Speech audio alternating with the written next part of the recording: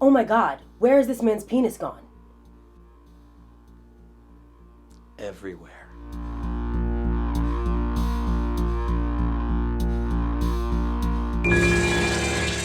Hello, I am Robert. And I'm Madeline. And today we're going to talk about 2016's The Autopsy of Jane Doe. It's about an autopsy, and Jane Doe is a reference to an unknown female body that they discover. And it's pretty much a real-time autopsy mystery thriller. It's essentially a real-time forensic autopsy with a little mystery and some supernatural stuff thrown in. Has an absolute all-star cast starring Emile Hirsch and Brian Cox. Is his middle initial S? Brian S. Cox? What does the S stand for? Sucks. Brian Sucks Cox. I'm sorry. He's a really good actor. He's on Succession on HBO. He's very good. Ooh. I don't mean to mock him. Mr. Cox. And Emile Hirsch, he was Speed Racer in the live action Speed Racer movie. He was. So there's absolutely no mocking that. No.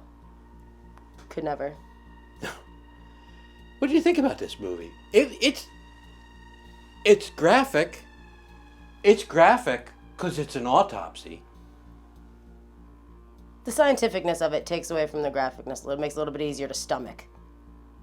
Yes, but that's also what appealed to me is really the first half or 2/3 of the movie is it's a real forensic mystery. I mean, I don't think we're giving it away if we say there's a body found at the beginning of the movie. The police are investigating like a house where there's, I don't know, a murder, suicide, or something. It's a lot of dead bodies, and they find inexplicably a female body buried in the basement in the dirt floor, partially buried, and that's Jane Doe. And they can't find a mark on her, and they have no idea, like, she doesn't live in the house.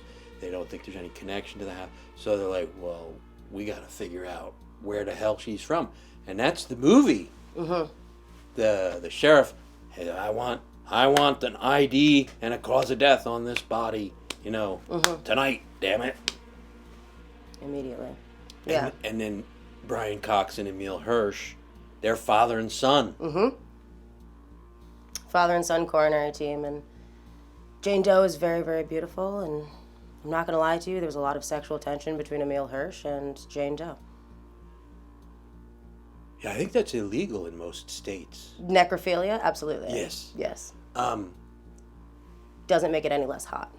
She's got a kick-ass body. Oh, yeah. Unreal. Until they start cutting her up. Then it loses a lot. For some people. For me. The body of Jane Doe is played by Olwen Kelly, who has only 7 credits on IMDb. But the director hired her because she's a yoga aficionado. A yogi. She's like a yogi, and she has great control of her body and mostly her breathing. I don't know if she could actually stop her heart for the scenes where she's on the table, but she's pretty much dead for the whole movie and naked. And she's also got a great rack. So A great rack. my guess is that had something to do with casting as well. Speaking of that, bosom alert, right from the get-go, 3 minutes in, and then it's all Jane Doe. That's the only bosom you get to see is Jane's. And then there's some scenes, and then at night, basically from 19 minutes on is when they start the autopsy, and she's just naked, and I mean, sometimes she's cut open, but at the beginning she's pristine and lovely, and there's just a lot of bosoms. There's just the two, but a lot of times. There's a couple shots of the pelvic region. Yeah, that I was gonna say the topiary down there. Well, you know what I mean, folks. Stephen King, the author, he's a big fan of this movie. Yeah. He even went as far as to say, don't watch this movie alone, which is interesting because that means Stephen King is a huge pussy. So this movie is, as you can guess, about an autopsy. And it starts out, so they find the body, gotta determine cause of death, and they think it's, pretty straightforward, and they get the body down there, and the father and son team, they're, cut. Slicing and dicing. Pull this out, pull that out. It's graphic. I said it's about a 9, maybe an 8 or a 9 on a 10 graphic scale. Like, what would be worse? They pull out her liver and then start eating it or something. That doesn't happen. It's very clinical. It's very, I think, realistic. I have never had an autopsy performed on me. I imagine this is what it really is like. They draw on the board. They take notes on the tape recorder.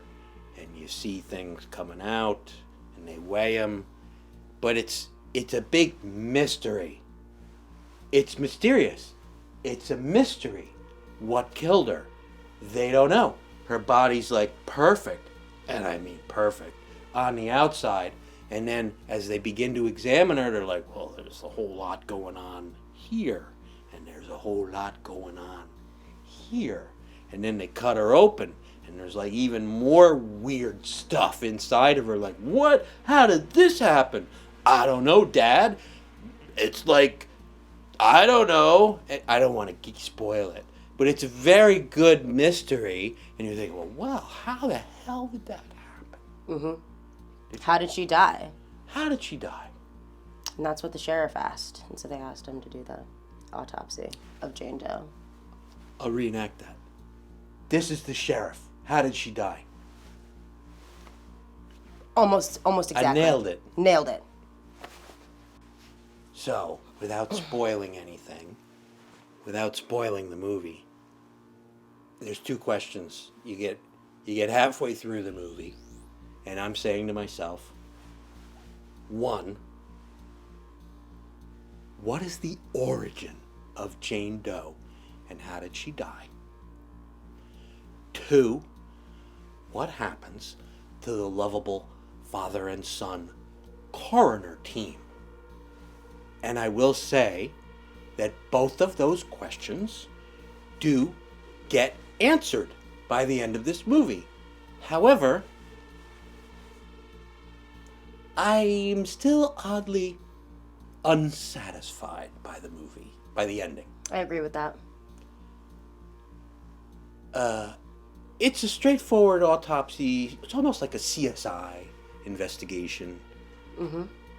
And then later, they throw in, it gets a little bit like spooky, a little supernatural, weirdness happens. They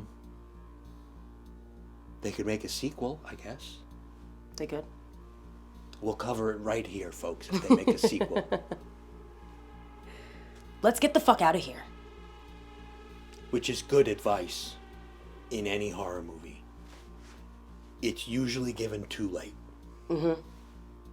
He also says, you can't kill someone like this without leaving a trace on the body. She doesn't even have a broken nail. Wow. The mystery deepens. Really riveting stuff, guys. Highly rated on the tomato meter. On Rotten Tomatoes is 87%. The audience gives it a 70%. That's pretty good. Every body has a secret.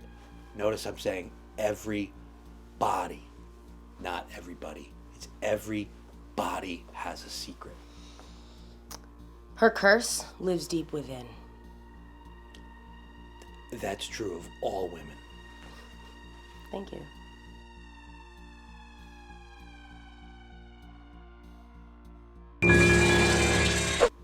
We didn't talk about this. What do you want to give it? I would give it a 4. Well, whip them out. I will also give this movie a 4. It's beautifully shot. It's very realistic. It's quite spooky at times. But as we said, I think we agree on this, the ending is a little unsatisfying. Definitely leaves something to be desired. Hello! I am Robert. And I'm Madeline. We've been working very hard to bring you October Moviefest countdown this year. Really hard. But you have to watch all of them because at some point one of us shows our breasts. And if you like October Moviefest countdown, or all things Robert, you should subscribe to allmediatv.com because it's fabulous.